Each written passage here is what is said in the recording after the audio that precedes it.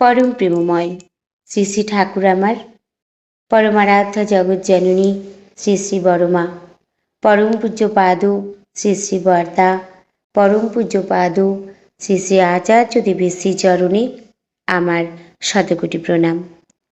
আমি শ্যামলী দেবনাথ, শ্যামার পরিবার চ্যানেলের সকল ভাই ও বোনেদের জানাই জয়গুরু ও ভালোবাসা। আমি শুরু করছি ইষ্ট প্রসঙ্গ আলোচনা। বিশ্বাস মানুষের ইচ্ছাশক্তিকে উজ্জীবিত ও উৎসাহিত করে তোলে।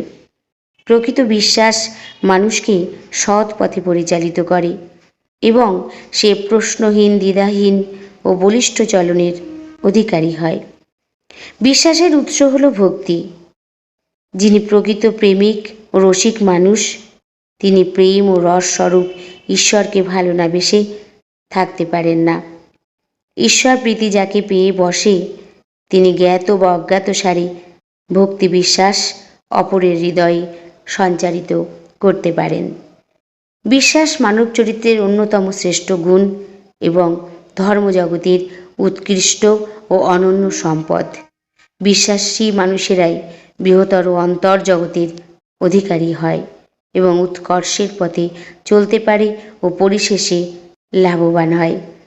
তাই একটি বিশেষ প্রবাদ বাক্য আছে, বিশ্বাসে মেলায় বস্তু, তর্কে বহুদূর। পরম প্রেমময় শ্রী শ্রী ঠাকুর বলেছেন, গভীর বিশ্বাসে সবই হতে পারে। বিশ্বাস করো, সাবধান, অহংকার, অধৈর্য ও বিরক্তি না আসে, যা চাও তাই পাবে। শ্রী শ্রী বরদা বলেছেন, গভীর বিশ্বাস থাকলে গভীর অনুরাগ থাকবে। গভীর বিশ্বাস থাকলে তার কতকগুলো লক্ষণ থাকবে। সেটা হলো টান, অনুরাগ। যেমন বিল্বমঙ্গল মনে করত চিন্তামণি আমাকে খুব ভালোবাসে।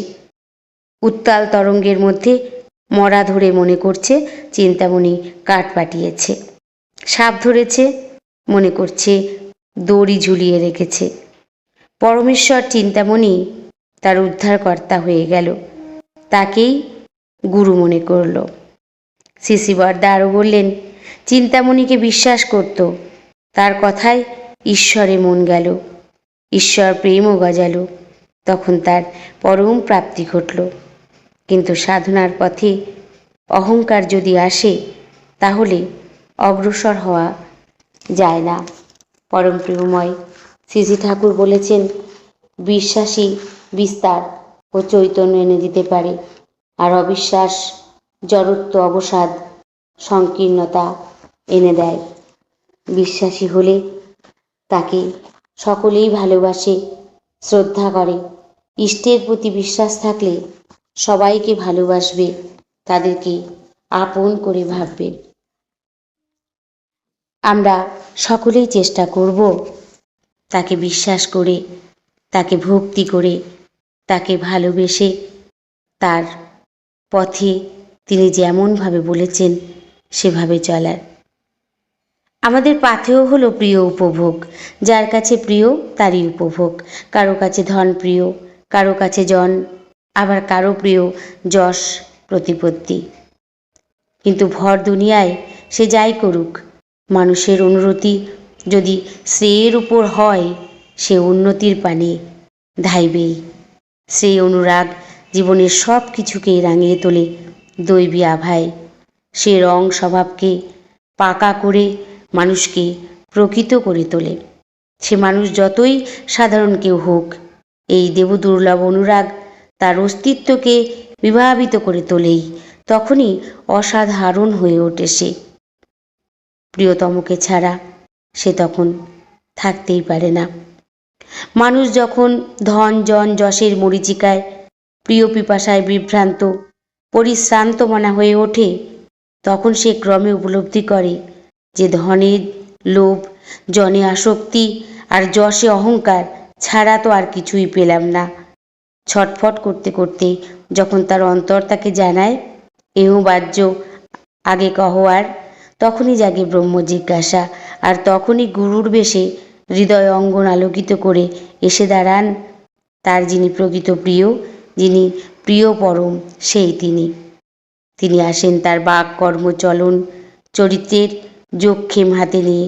তিনি ডাকেন, আয় রে, আর স্খলিত হয়ে বাঁচতে হবে না, আর পথহারা হন্যে হয়ে তোদের ছুটতে হবে না, আর তোদের জ্যান্তে মরা হয়ে থাকতে হবে না। আয় শিখে যা, চলতে হয় কেমন, বলতে হয় কিভাবে, কাজ করবি কেমন ধারা। আয়, তোর সব অভাব জ্বালা নিবারণ করে অমৃত নিয়ে যা অন্তর্ভাণ্ড ভরে। সেই তিনিই তো পূরণ পুরুষ, যিনি পূর্ণ হবার ডাক দেন, পূর্ণ করে তোলেন বাস্তবে।